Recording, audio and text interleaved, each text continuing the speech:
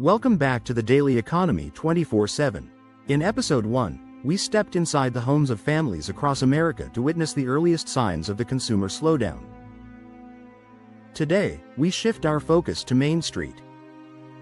This episode explores how small businesses, local shops, restaurants, and service providers respond when household spending tightens. You will hear the stories of owners, workers, and customers who feel the slowdown not in data, but in daily life.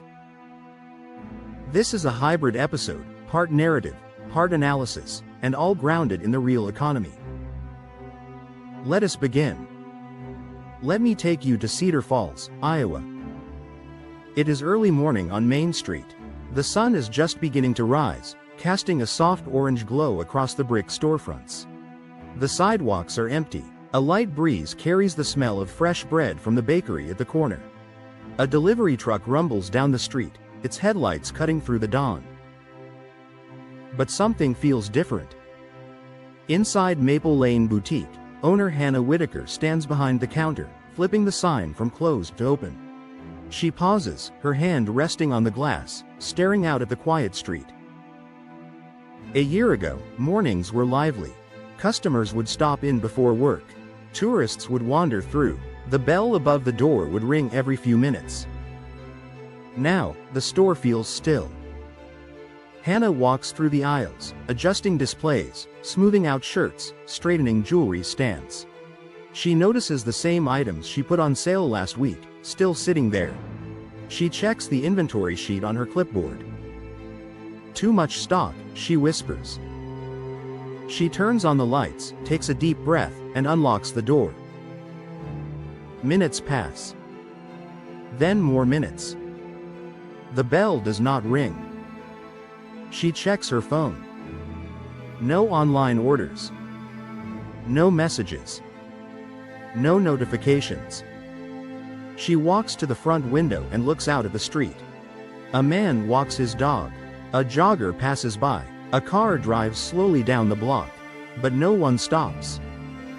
She feels a quiet ache in her chest, a mix of worry, frustration, and disbelief. The customer who used to come every week around 10 a.m., the bell finally rings. A familiar face walks in, Linda, a retired schoolteacher who used to shop every week. But today, Linda walks slowly, hands clasped behind her back. She browses without touching anything. She smiles politely at Hannah but avoids eye contact. After a few minutes, she picks up a scarf, checks the price, and gently sets it back down. "I am just looking today," she says softly. Hannah nods. "I understand." Linda leaves without buying anything. The bell rings as she exits, a sound that used to bring joy, now carrying a quiet sting. Hannah sits behind the counter, staring at the empty store. She taps her pen against the clipboard. She thinks about payroll. She thinks about rent. She thinks about the loan she took out last year to expand inventory. She wonders if she made a mistake. She wonders how long she can keep going. She wonders if Main Street will ever feel the same again. Now let us step out of the boutique and into the data. What Hannah is experiencing is not unique. Across the country, small businesses are feeling the pressure of the consumer slowdown. Here is what the data shows. Foot traffic in retail corridors has declined for several consecutive months. Fewer shoppers, shorter visits, lower conversion rates. Restaurant reservations are down. Lunch traffic is especially weak. Families are choosing home-cooked meals over dining out. Small retailers are carrying more inventory than usual. Items are sitting longer. Seasonal products are not moving.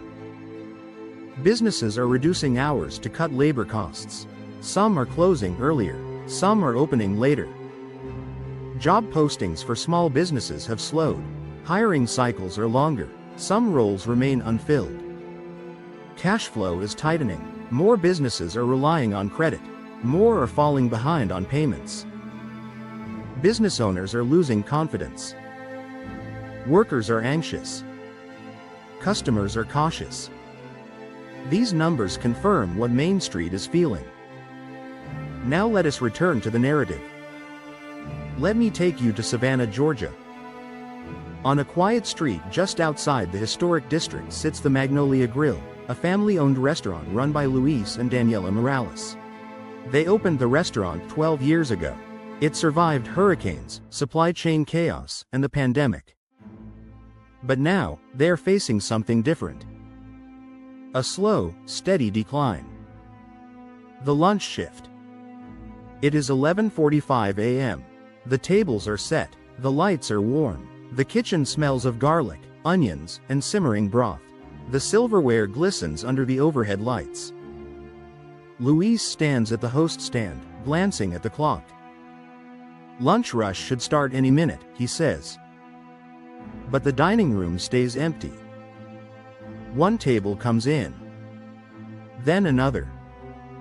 But the rush never arrives. Daniela walks out from the kitchen, wiping her hands on her apron. 2 tables? She asks softly. Luis nods. 2. She looks around the room, the empty booths, the untouched silverware, the quiet hum of the refrigerator, and feels a heaviness settle in her chest. A man named Mr. Thompson, who used to come every Tuesday, walks by the window. He looks inside, hesitates, then keeps walking. Luis watches him go.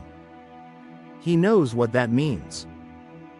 After the shift, they gather the staff. Luis clears his throat. We need to reduce hours, he says. The room falls silent.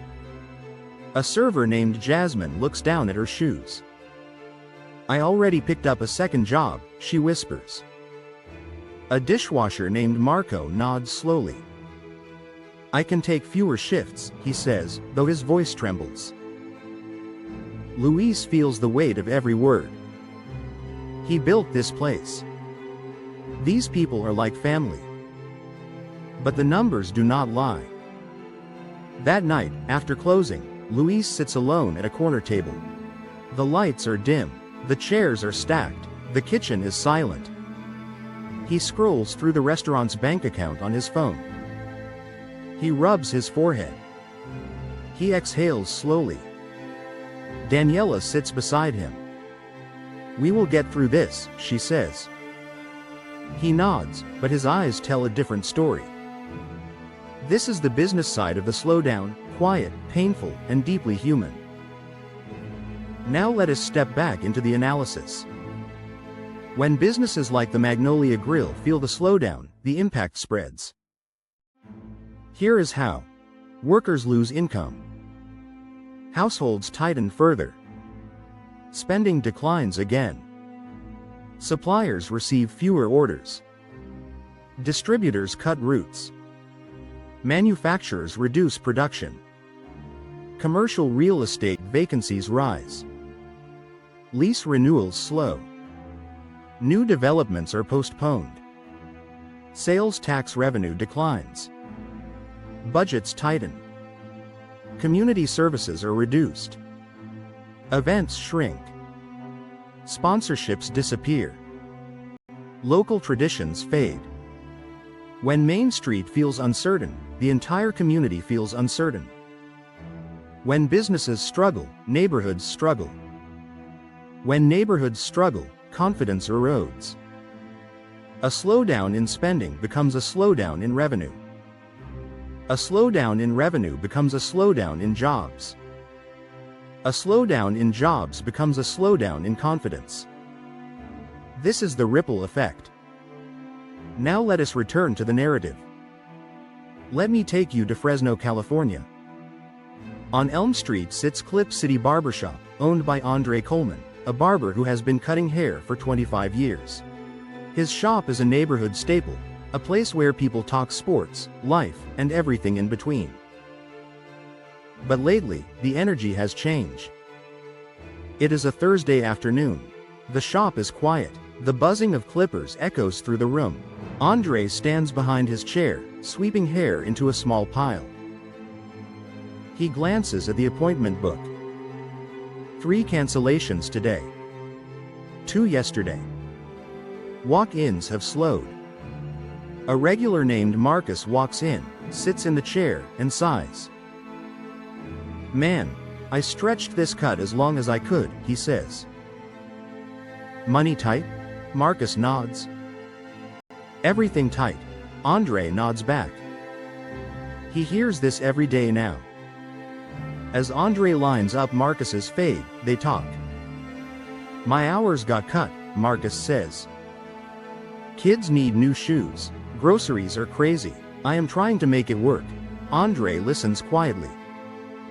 He has heard the same story from teachers, truck drivers, nurses, warehouse workers, and retirees. He feels the slowdown not in charts, but in conversations. At the end of the day, Andre counts the cash drawer. It is light. Again. He turns off the lights, locks the door, and stands on the sidewalk for a moment. The street is quiet. The neon sign flickers behind him. He wonders how long he can keep the shop open if things do not improve. He wonders how many other businesses on Elm Street are asking the same question. This is the emotional core of the business slowdown, the weight of uncertainty, the fear of decline, and the hope that tomorrow will be better. Now let us bring the episode home. So here is the truth. When households tighten their budgets, Main Street feels it first. Small businesses see the slowdown long before the headlines do. They feel it in empty tables, quiet aisles, reduced hours, and conversations filled with worry. In the next episode, we will explore how these business pressures ripple into entire communities, from local governments to schools to neighborhood life. This is the Daily Economy 24/7. Stay informed, stay aware, and stay ahead.